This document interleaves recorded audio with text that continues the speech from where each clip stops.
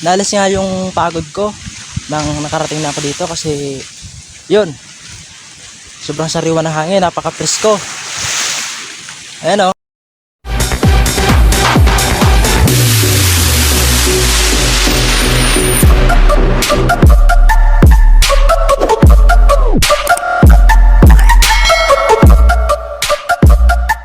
So ayan mga boss, dito na tayo sa pagkawit ng buko. Ayan.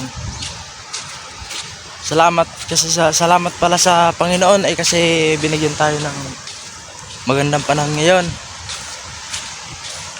Ayan o, napakaganda o.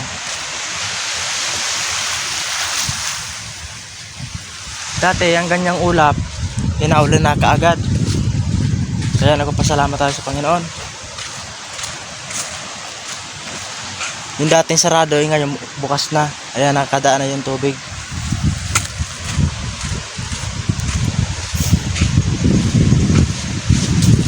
Malayo-layo ang lalakar natin mga boss. Halos 50 minuto mga boss. Ayan, update ko na lang kayo pag malapit na tayo dun sa kakawitan natin. Tara, lakad na tayo ng malayo mga boss. Bye bye. Ayan mga boss, dito na tayo sa daanan no. Ayan. Kunti na lang mararating na natin yung pinagkawitan namin. Kung mas magagawan lang sana to ng tulay, pwede nang daanan to ng mga sasakyan. Nagulat ako dun sa ibon na lumipad. Tingnan nyo naman kasi yung putik ko. Malalim yan, patuhod. Kaya yung dumadaan ditong sasakyan, hindi nakakaalis dito.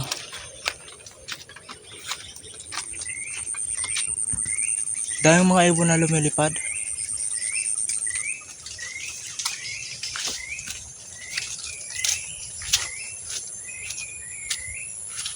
Kung mapapansin nyo pala mga boss, wala yung isa kong kasama.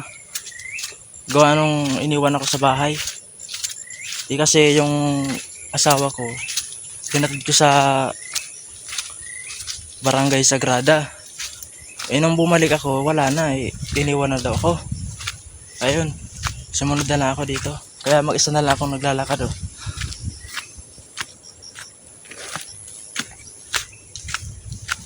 Malapit na tayo mga boss. Lakad tayo ng malayo-layo. Tara, samahan niyo ako lumakad ng malayo. Kung mapapansin nyo mga boss, yung lupa na yan napakapatag. Ayan o. Dito sana ang madaming tanim na nyog. Kaso yung mga iba di na namumunga. Gawa ng sobrang init. Siguro kung nalagyan nila ng abono, baka tumubo pa ng maganda. Kaya lang yung dulo pinaliit, kaya nagiging kadang, yung tawag dito sa amin yung kadang. Yung ibang puno nga patay na sa sobrang init ng panahon. Siguro kulang yung lupa dito sa abono.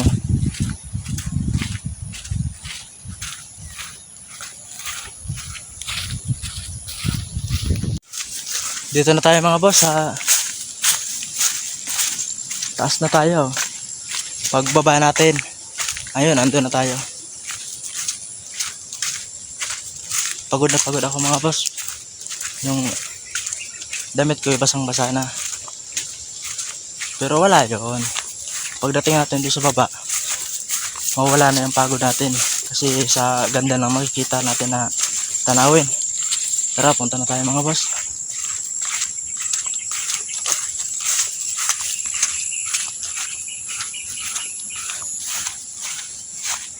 Itong daan na sobrang taas. Diyan ako nahihirapan na umakyat ng motor kapag ako naka-motor na nagpunta dito. Ayan pagbaba natin, natatanaw ko saan ako na yung dagat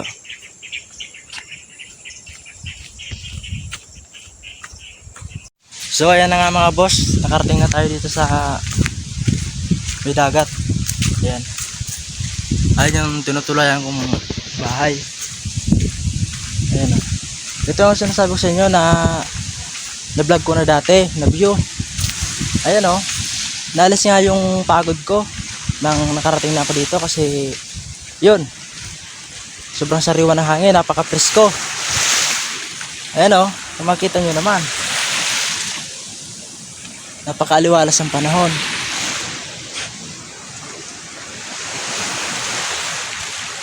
Sarap dito maligo kasi yung sa taas mababaw, ito dito sa may gilid dito mababaw.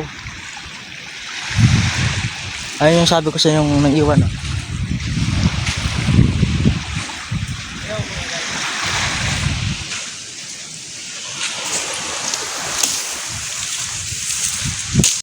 So ayan mga boss, siguro nakita nyo naman yung daan no papunta dito at saka yung view.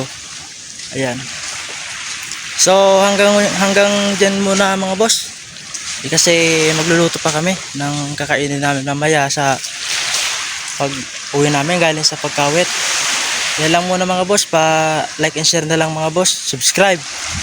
And then pa kipindot na rin din po mga boss yung notification bell para updated kayo sa mga bago kong video mga boss.